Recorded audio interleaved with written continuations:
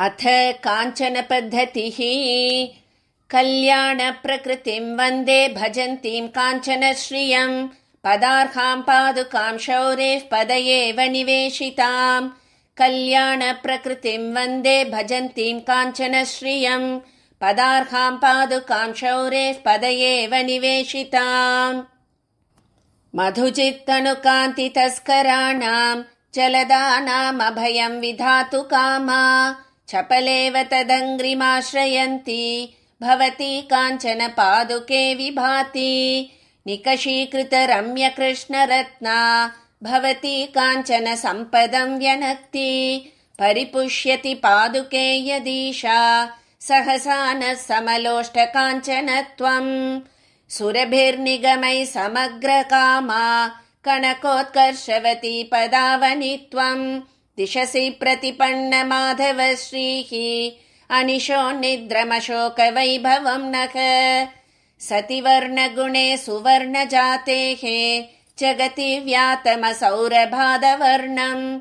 श्रुतिसौरभशालिना स्वहेम्ना भवती शौरिपदावनिव्युधास्तत्।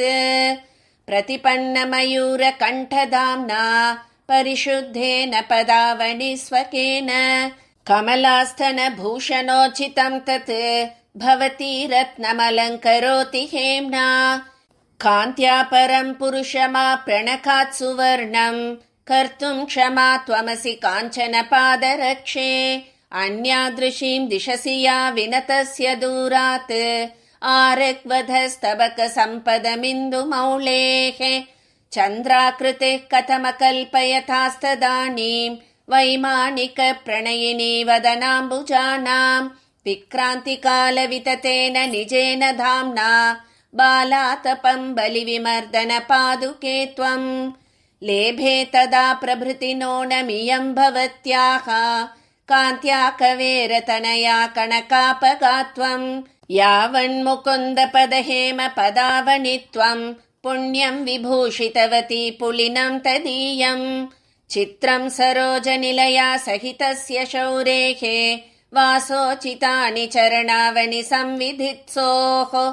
सद्यो विकासमुपयान्ति समाधिभाजां चन्द्रातपेन तव मानसपङ्कजानि। त्वय्येव पादमधिरोप्य नवं प्रवाहं नाते पदावनि निशामयितुं प्रवृत्ते। आत्मीय काञ्चन रुचा भवती विधत्ते हेमारविन्दभरितामिव हेम सिन्धुम्। विहरति पुलिनेषु त्वत्सखे रङ्गनाथे कनकसरिदियन्ते पादुके हेमधाम्ना। वहति सलिलकेली स्रस्तचोलावरोध स्तनकलशहरिद्रा पङ्कपिङ्गामवस्थाम्। सुरभिनिगमगन्धा सौम्य पद्माकरस्था कनककमलिनीव प्रेक्ष्यसे पादुके त्वम्। भ्रमर इव सदा त्वां प्राप्तनानाविहारः शतमखमणिनील सेवते शार्ङ्गधन्वा। कणकरुचिरवर्णां पादुके सह्य सिन्धुः श्रियमिव महनीयां सिन्धुराजस्य पत्नी। स्वयमिह सविधस्ता सौम्यजा मातृयुक्ताम् उपचरति रसेन त्वामपत्याभिमानात्। अणुकलमुपजीव्या दृश्यसे निर्झराणां त्रिपुरमथनमौलौ शेखरत्वं ददासि। प्रतिपदमधिगम्य प्राप्तशृङ्गासि शौरेः तदपि चरणरक्षे पूर्णचन्द्राकृतिस्त्वम्।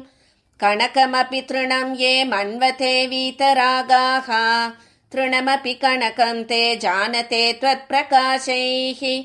मधुरिपुपदरक्षे यत्त्वदर्थोपनीतान् परिणमयसि हैमान् देवि दूर्वाङ्कुरादीन्। विशुद्धिमधिगच्छति ज्वलनसङ्गमात् काञ्चनम् विदन्ति च जगन्ति तन्न खलु तद्विपर्यस्यति। कथं कनकपादुके कमललोचने साक्षिणि त्वयैव परिशुद्धता हुतभुजोऽपि जाघड्यते। तारासङ्गप्रथितविभवां चारुजाम्बूणदाभां त्वामारूढस्त्रिदशमहितां पादुके रङ्गनाथः। सञ्चारिण्यां सुरशिखरिणस्तत्स्तुषामेखलायां धत्ते मत्तद्विरदपतिना साम्यकक्ष्यां समीक्ष्याम् कणकरुचिरा काव्याख्याता शनैश्चरणोचिता श्रुतगुरुबुधा भास्वतरूपा द्विजाधिपसेविता विहितविभवा नित्यं विष्णोः पदे मणिपादुके त्वमसि महति विश्वेषां नः शुभाग्रहमण्डली कणकरुचिरा काव्याख्याता शनैश्चरणोचिता श्रुतगुरुबुधा भास्वतरूपा द्विजाधिपसेविता विहितविभवा नित्यं विष्णोः पदे मणिपादुके त्वमसि महति विश्वेषां नः शुभाग्रहमण्डली प्रज्वलितपञ्चहेतिः हिरण्मयीं त्वां हिरण्यविलयार्हः आवहतु जातवेदाः श्रियमिव नः पादुके नित्यम् प्रज्वलितपञ्चहेतिः हिरण्मयीं त्वां हिरण्यविलयार्हः आवहतु जातवेदाः श्रियमिव नः पादुके नित्यम् इति कवितार्किकसिंहस्य सर्वतन्त्रस्वतन्त्रस्य श्रीमद्वेङ्कटनाथस्य श्रीमद्वेदान्ताचार्यस्य कृतिषु श्रीरङ्गनाथपादुकासहस्रे काञ्चनपद्धतेर्द्वाविंशी।